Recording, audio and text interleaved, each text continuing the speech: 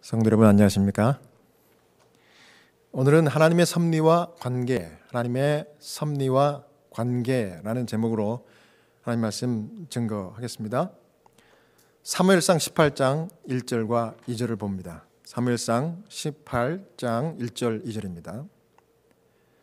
다윗이 사울에게 말하기를 마침에 요나단의 마음이 다윗의 마음과 연락되어 요나단이 그를 자기 생명같이 사랑하니라.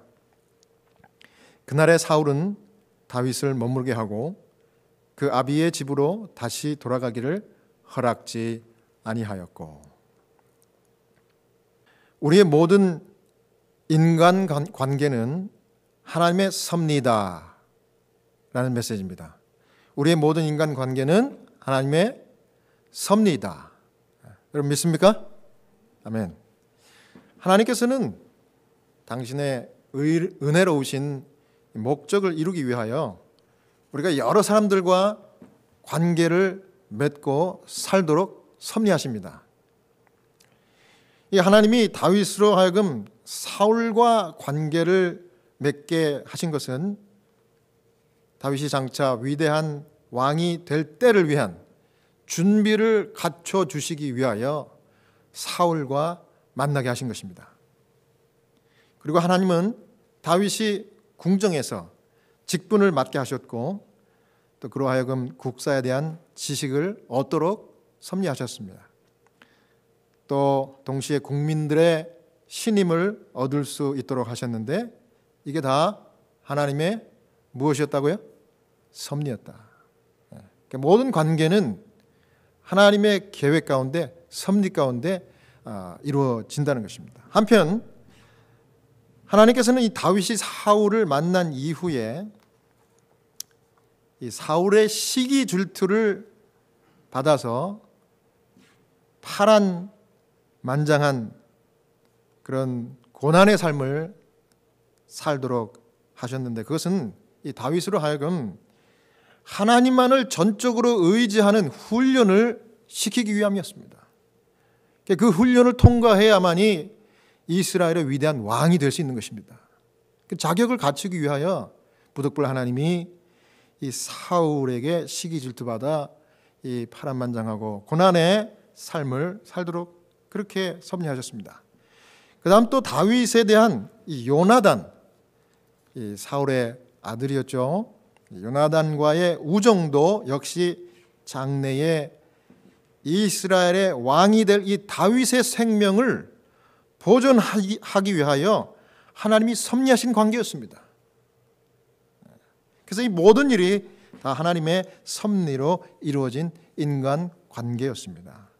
하나님은 다윗과 이스라엘 양편을 위한 당신의 은혜로우신 목적을 인간 관계를 통하여 이루고 계셨던 것이었습니다. 그렇습니다, 여러분. 여기서 중요한 하나의 이 메시지는요, 하나님께서는요, 오늘 저와 여러분의 모든 얽히고 설킨 인간 관계를 이 섭리하시는 하나님인 것을 여러분 믿으셔야 합니다. 왜 그렇게 하셔요? 동일한 하나님의 목적입니다. 은혜로운 하나님의 계획과 목적을 이루시기 위해서 우리로 하여금 이런저런 인간관계를 거쳐가게끔 인도하신다는 것입니다. 그 인간관계가 다 좋을 수는 없겠죠. 좋은 관계도 있고 또 불편한 관계도 있고 아주 수많은 그런 다양한 관계입니다. 그래서 여러분 그런 관계를 통해서 다윗이 그랬던 것처럼 우리도 파란만장 정말 우여곡절 고난의 이 길을 지나가는 그런 경험도 하게 되는 것입니다. 왜 그렇게 하십니까? 장차 위대한 하나님의 은혜로운 목적을 위하여 우리를 사용하시기 위해서 거기에 적합하도록 그 고난의 이 터널을 통과하게 허락하신다는 것입니다. 인간관계를 통해서. 그래서 이 로마서 8장 28절의 말씀이 딱 맞는 말씀이에요. 여기 뭐라 그랬습니까? 한번 보십시오. 로마서 8장 28절. 우리가 같이 읽어볼까요? 시작. 우리가 알거니와 하나님을 사랑하는 자 곧 그 뜻대로 부르심을 입은 자들에게는 모든 것이 합력하여 선을 이루느니라. 아멘. 여러분 고난이 올 때 힘들 때 이 말씀을 펼쳐서 한번 읽어보시기 바랍니다. 힘이 될 거예요. 그렇습니다. 우리가 인생 살아가면서 만난 모든 사람들이 하나님 섭리예요. 섭리.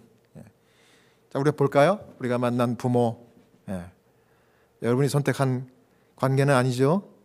거의 모든 관계가 우리가 선택보다는 주어지는 관계더라고요. 보니까 만나는 부모, 우리의 부모, 또 형제자매, 친척, 또 친구, 또 내 배우자, 또 자녀들, 또 우리가 이렇게 미국에 와서 이민 생활하면서 지금까지 만나고 있는 모든 사람들이 다 하나님의 섭리요 당신의 은혜로우신 목적을 이루시는 과정입니다, 여러분.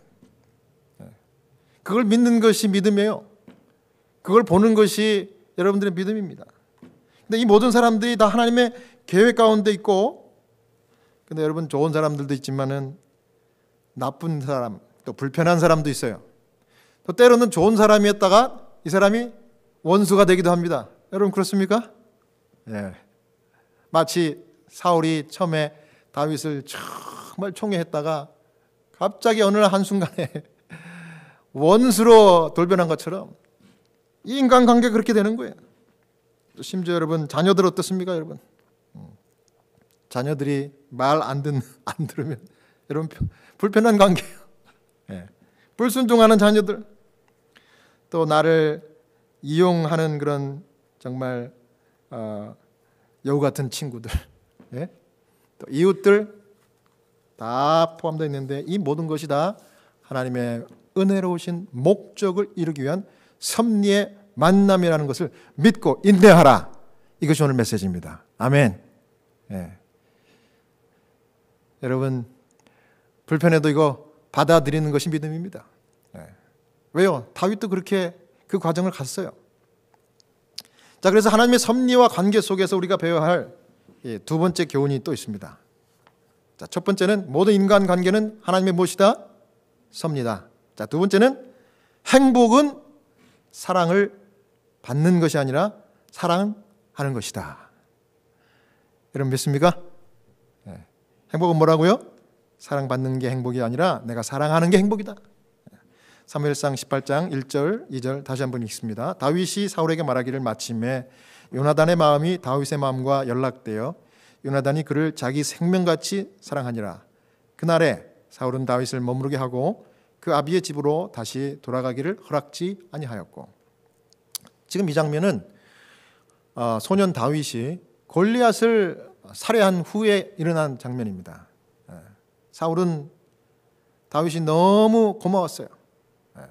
그리고 정말 훌륭한 청년이에요. 가까이 하고 싶었습니다. 그래서 아비 집으로 돌려보내지 않았다 그랬습니다. 어떻게 하려고요? 자기의 측근으로 오른팔로 삼기 위하여 궁궐에 궁정에 머물게 그렇게 하였습니다. 왜 그랬어요? 좋으니까. 너무 좋은 거예요. 위인을 만난 거예요. 귀인을 만난 겁니다.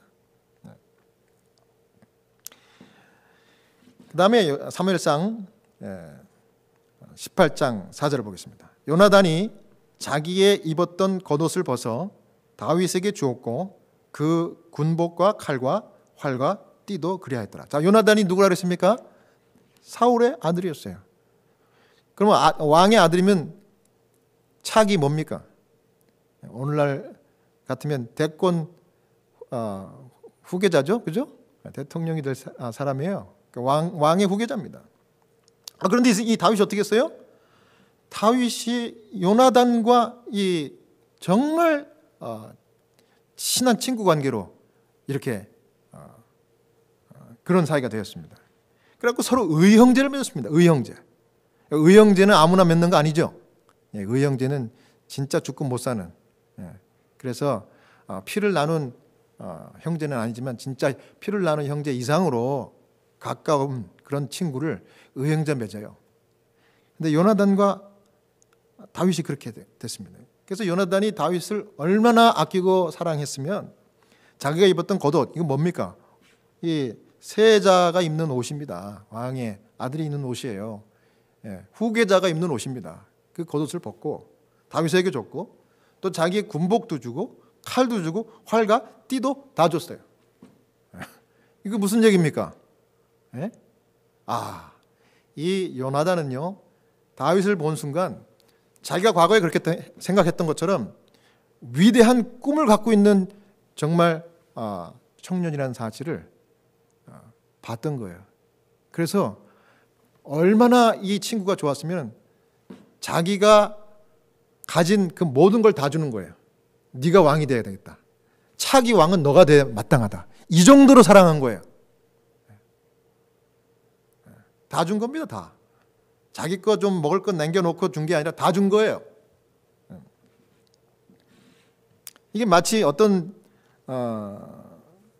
것과 같은 건가 하면은 수세기 후에 침례 요한이 예수님이 요단강에 와서 침례를 받기 직전에 그가 메시아라는 사실을 알아보고 뭐라 그랬습니까?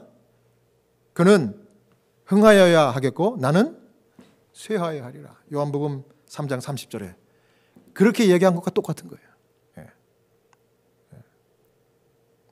그 사랑인데 보통 사랑이 아니라 존경과 사랑이 마음속 깊은 곳에서 우러나는 그런 사랑입니다. 그래서 다 줘도 아깝지 않은 겁니다. 내 생명과도 바꿀 수 있는 사랑입니다. 그럼 그 사랑은 오리지널리 어디에서 오는 사랑입니까? 하나님만이 할 수 있는 사랑이에요. 그래서 그것을 몸소 보여주신 분이 예수 그리스도입니다. 예수님께서 그 사실을 실천으로 보여주셨는데 우리를 사랑한 나머지 모든 사람 안에 진리의 씨앗을 심어주시기 위하여 자원에서 하나님의 보좌를 버리고 우리 가까이에 내려오시고 모든 특권을 양도하신 것입니다. 그래서 빌립보 2장 6절에서 8절입니다. 한번 보십시오. 그는 근본 하나님의 본체시나 하나님과 동등됨을 취할 것으로 여기지 아니하시고 오히려 자기를 비워 종의 형체를 가져 사람들과 같이 되셨고 사람의 모양으로 나타나셨으며 자기를 낮추시고 죽기까지 복종하셨으니 곧 십자가에 죽으심이라. 저는 이 말씀을 읽을 때마다 가슴이 뭉클뭉클합니다. 예수님이 우리를 너무나 사랑하셔서 그 화려한 그 위대한 하늘의 보좌를 다 버리시고 이 땅에 내려오셨을 뿐만 아니라 종의 모습으로 내려오셔가지고 돌아가셔서 우리를 구원하셨는데 그냥 돌아가신 것도 아니고 십자가의 그 고통, 그 처참한 그 죽음의 길을 스스로 택하셨다는 것입니다. 여러분은 얼마나 위대한 사랑인지 몰라요. 이것 때문에 우리가 이 자리에 있는 겁니다. 여러분이 내가 잘나서 이 자리에 있는 거 절대 아니에요. 그냥 이게 모든 게 다 은혜입니다. 오늘 하나님의 은혜라는 찬양을 불렀는데 이게 그냥 키가 높아가지고 제가 간신히 올렸어요. 그런데 그 올리면서 이 노래를 부르는 게 진짜 은혜구나. 은혜입니다, 은혜. 여러분 벼는 익을수록 숙여지고 사람은 성숙할수록 겸손해지는 것입니다. 여러분 나눠주고 희생하고 겸손하고 온유한 사람, 그 사람이 진짜 그리스도인이에요. 성숙한 하나님의 종입니다. 제자입니다. 여러분 인생은요, 내가 이렇게 다 열심히 해가지고 이렇게 쟁취하고 이렇게 하는 것 같지만은 내가 이렇게 해가지고 내가 살아가는 것이 아닙니다. 인생은요 하나님의 섭리 가운데서 우리가 끌려가듯이 살아지는 것, 살아지는 게 인생이에요. 여러분이 사는 게 아니고 내가 살아지는 거예요. 왜요? 하나님의 섭리와 인도하심 때문에 살아지는 거예요. 내가 뭘 이루는 것이 아니라 하나님께서 나를 인도하시고 만들어 가시는 과정이 우리의 삶인 것입니다. 그러므로 우리가 할 일이 뭘까요? 우리가 할 일은 사랑하고 겸손하게 하나님 순종하는 거예요. 그것만 하면 되는 거예요. 다윗은 이런 궁정의 중책을 맡으면서도 겸손을 잃지 않았기 때문에 왕의 가족들과 백성들에게 아주 총애, 사랑을 받았습니다. 여러분 겸손할 때 사랑받습니다. 겸손할 때. 사무엘상 18장 5절입니다. 다윗이 사울에 보내는 곳마다 가서 지혜롭게 행하며 사울이 그로 군대 장을 삼았더니 온 백성이 합당히 여겼고 사울의 신하들도 합당히 여겼더라. 사울이 이렇게 보니까 다윗이 사려가 깊어요. 그리고 아주 충성심이 남다릅니다. 그게 왜 그랬을까? 유심히 보니까 하나님의 축복이 다윗과 함께 하는 거예요. 그걸 이 사울이 그걸 봤어요. 그래서 사울은 이 하나님의 사람을 가까이 하는 것이 나한테 유익이 되겠다, 이렇게 판단한 거예요. 그래가지고 이 다윗에게 나라를 다스리는 큰 이 직분, 이 군대의 대장으로, 아마 오늘날로 따진다면은 이 국방부 장관, 군대 장관, 그렇죠? 그래서 자기의 큰 도움과 방패가 될 것이다, 이렇게 생각을 해서 그를 정말 높은 관직을 줬어요. 여러분, 우리가 이 다윗처럼 겸손하고 믿음 있고 하나님의 성숙한 사람으로 그런 삶을 살면은 하나님이 함께 하시기 때문에 가치가 올라가는 거예요. 여러분과 저의 가치가 올라가는 거예요. 하나님이 함께하면. 그럼 그 가치를 누가 알아보는가? 사울이 그랬던 것처럼 세상 사람들이 우리가 설명하지 않아도 알아봐요. 그러니까 여러분, 존경받고 싶고 가치 있는 삶을 살고 싶으시면 다윗처럼 살면 돼요. 겸손하게, 그러나 신실한 믿음의 삶을 사는 거예요. 하나님을 붙드는 거예요. 하나님 하라 그러면 하고, 하지 말라 그러면 안 하면 되는 거예요. 순종하는 거예요. 그럼 사람들이 우리를 가치 있게 본다는 것이죠. 자, 그다음에 마지막으로 하나님의 섭리와 관계 속에서 우리가 배워야 되는 세 번째 교훈은, 인간은 뭐한다? 인간은 배신한다. 저는 여기다가 원래는 인간은 반드시라는 말을 거기다 넣었다가 뺐어요. 인간은 배신한다. 하나님을 신뢰하랍니다. 이 세 번째 교훈입니다. 사무엘상 18장 6절에서 8절입니다. 무리가 돌아올 때 곧 다윗이 블레셋 사람을 죽이고 돌아올 때 여인들이 이스라엘 모든 성에서 나와서 노래하며 춤추며 소고와 경쇠를 가지고 왕 사울을 환영하는데, 여인들이 뛰놀며 창화하여 가로되 사울의 죽인 자는 천천히요 다윗은 만만이로다 한지라. 사울이 이 말에 불쾌하여 심히 노하여 가로되 다윗에게는 만만을 돌리고 내게는 천천만 돌리니 그에 더 얻을 것이 나라밖에 무엇이냐 하고. 이날 이 사건을 계기로 그렇게 총애를 받고 그렇게 존경을 받았던 둘 사울과 다윗의 관계가 완전히 원수가 되어버렸어요.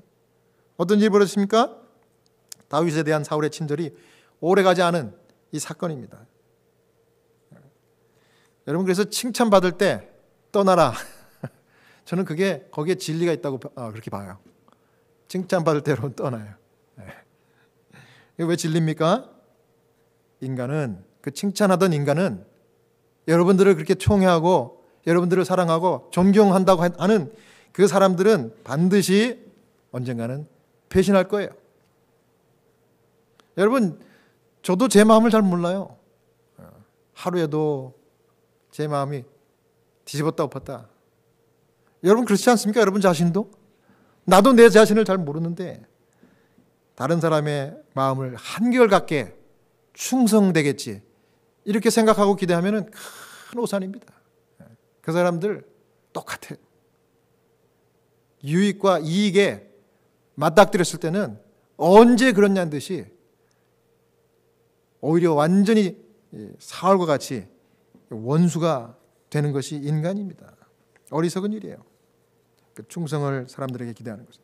사울과 다윗이 어떻게 됐습니까? 같이 이제 전쟁 나가서 블레셋과의 싸움을 싸웠는데 아주 승리를 거두고 이제 돌아오는 길에 이스라엘 여인들이 여러 동네에서 나와가지고 이제 승리의 개가를 부르면서 이제 환영을 했습니다. 근데 뭐라 그랬습니까? 사울이 죽인 자는 천천히요, 다윗이 죽은 자는 만만입니다. 그러니까 사울이 이 찬양하는 소리를 듣고 빈정상했어요. 갑자기 그 사랑스럽고 충성스러운 그 자기의 오른팔이었던 다윗이 미워지고 시기 질투가 발동한 겁니다. 한순간에 네 사람이 원수같이 보이는 거예요. 왜 나는 천천히고 다윗은 만만이야. 이러다가 다윗이 나를 밀어내고 왕이 되겠네. 순간 위기의식을 느낀 겁니다. 사람이 숫자에 약한 것 같아요. 이 숫자 약해요, 숫자. 우리 고국에도 대통령 선거를 이제 100일 남겨놨죠? 내년 3월 9월이 대통령 선거하는 날 아세요? 3월 9일. 뭐 저는 시민권이라 투표권은 없지만 관심이 있어요. 왜? 내 모국이니까. 그런데 선거를 100일 앞두고 양 당에서 대통령 후보자를 냈는데 지금 누구의 지지율이 더 높은가? 여론조사가 막 들끓어요. 초미의 관심입니다. 예? 여론이 오늘은 이 사람이 높았다가 내일은 저 사람이 높았다가 엎치락 뒤치락 합니다. 이거를 좀 더 끌어올리기 위해서 그 후보자들이 막 기를 쓰고 애를 씁니다. 치열하게 경쟁하고 그렇게 아주 애를 써요. 왜 그럽니까? 숫자에 약하니까 그래요. 여러분, 우리 하나님은 숫자보다 양보다 질에 더 관심을 갖는다는 것이 여러분 은혜입니다. 예. 여러분, 하나님이 우리의 숫자를 가지고 판단하시고 심판하셨다면 저부터 목 날아갔을 겁니다.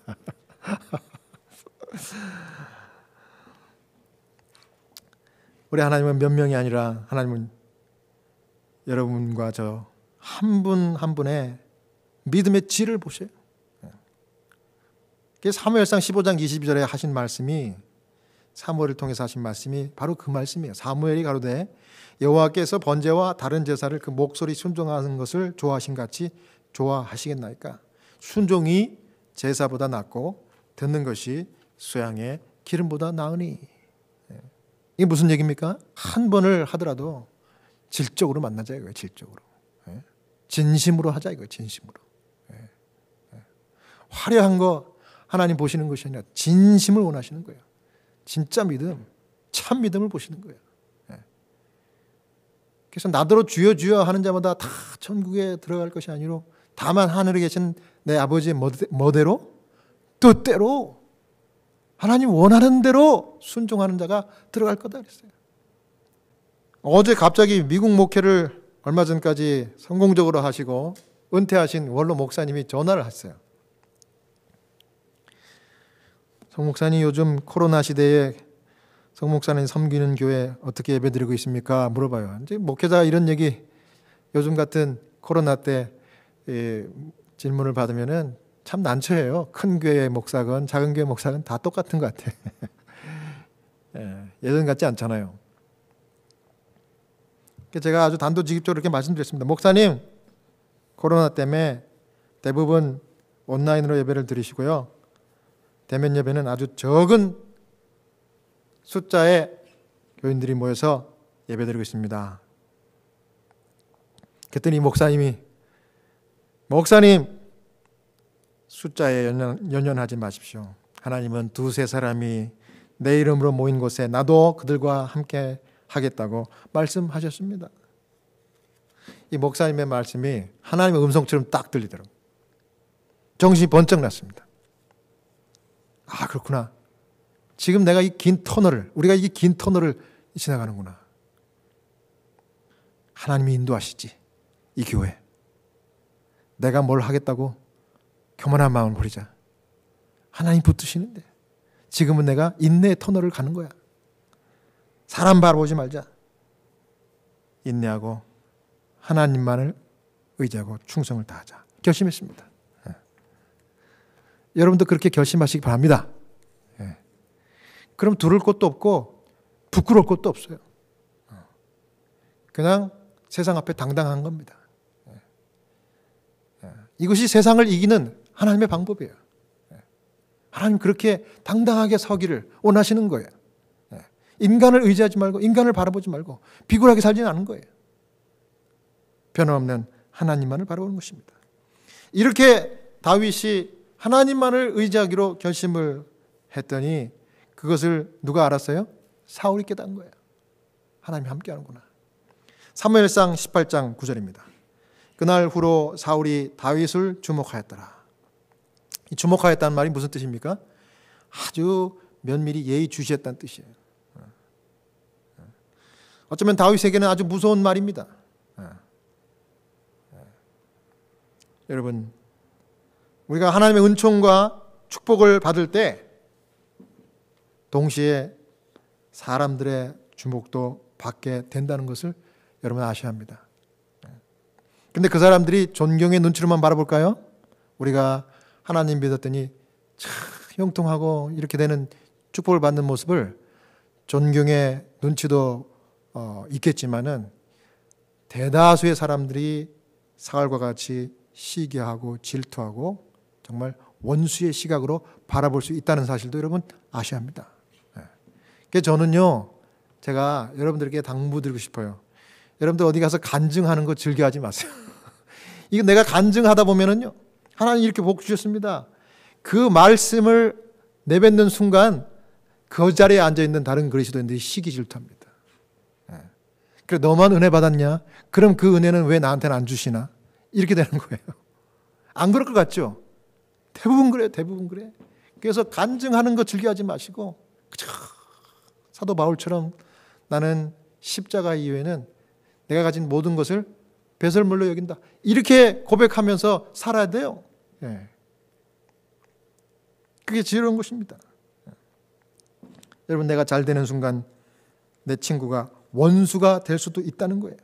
왜요? 사람은 반드시 뭐 하니까? 반드시 배신하니까.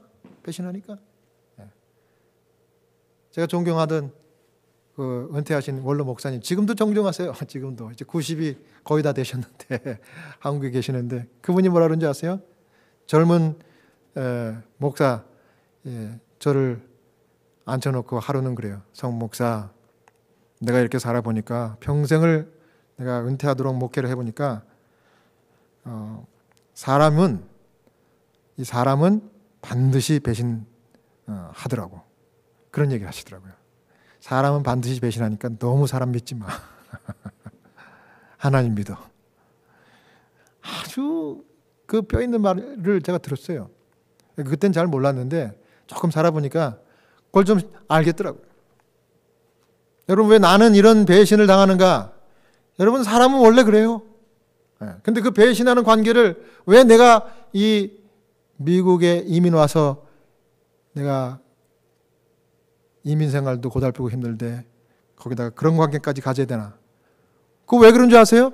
하나님이 허락하신 섭리의 관계이기 때문에 그런 거예요. 필요하니까 허락한 거예요. 다윗처럼 더 은혜롭고 더 나은 장차 위대하게 쓸 그 목적을 위해서 여러분을 그런 배신의 관계 속에 밀어넣으신 거예요. 고난 가운데 하나님께서 지나가도록 하신 거예요. 왜? 여러분들에게 필요한 캐릭터, 성품을 만들기 위해서. 여러분, 왕이 되기 위해서는 참 캐릭터가 온 나라 사람을 다 품어야 되니까 이 가슴이 넓어야 되겠죠. 그냥 되는 게 아닙니다. 하나님 이렇게 만드신 거예요, 다윗을. 순종했더니. 근데 다윗이 참 좋았던 것은 뭐냐면 그런 불편하고 힘든 과정 속에서 다윗은 원망하지 아니하고 하나님을 끝까지 신뢰했다는 거예요. 여러분, 하나님도 자유의사를 존중하시기 때문에 우리가 거절하면 하나님도 우리를 강요할 수 없어요. 고난의 길이든 축복의 길이든 하나님이 주시는 그 길을 우리가 선택적으로 거절을 하면은 하나님도 어떻게 할 수 없는 거예요. 그거를 거절한 사람이 사울이 왕이었어요. 사울. 처음에는 하나님을 선택했다가 나중에 그걸 거절한 거예요. 사무엘상 18장 12절입니다. 여호와께서 사울을 떠나 다윗과 함께 계심으로 사울이 그를 두려워한지라. 사울이 그날 하나님을 거절했어요. 겸손하지 않았습니다. 다윗을 죽이기로 결심했습니다. 이런 음모와 모략을 품으면 중심을 읽으시는 분이 누구예요? 하나님이시고 성령 하나님이세요. 여러분들의 마음 가운데 미움과 시기 질투를 품는 순간 하나님의 성령께서 떠나시는 거예요. 성령이 여러분들에게 호소하지만 귀를 막기 때문에 더 이상 할 수 없는 거예요. 이게 사울에게 벌어진 일입니다. 근데 반대로 다윗은 어떻게 했습니까? 사울의 그 음모를 피해서 도망을 가는데 사울이 보니까 다윗이 여호와 하나님이 함께하는 것 같아요. 그래서 이 말씀을 여기 기록한 겁니다. 그래서 사울이 두려워했어요. 사울이 두려워한 이유는 하나님이 다윗을 좋아해서 자기를 떠났다는 생각 때문이었습니다. 그런데 여러분, 하나님이 처음부터 떠난 것이 아니라 하나님을 자기가 거절했기 때문에 하나님께서 더 이상 할 수 있는 일이 없어서 그 영이 거둬지신 거예요. 자기가 하나님 배신한 거죠. 그러나 반대로 다윗은 한결같이 하나님 의지하고 조언을 구했어요. 사울은 자기 자신을 믿고 사람의 백성들의 칭찬을 주목했기 때문에 하나님 영이 그를 강요할 수 없었던 거예요. 여러분, 너무 칭찬 좋아하지 마십시오. 네? 칭찬을 하는 건 괜찮아.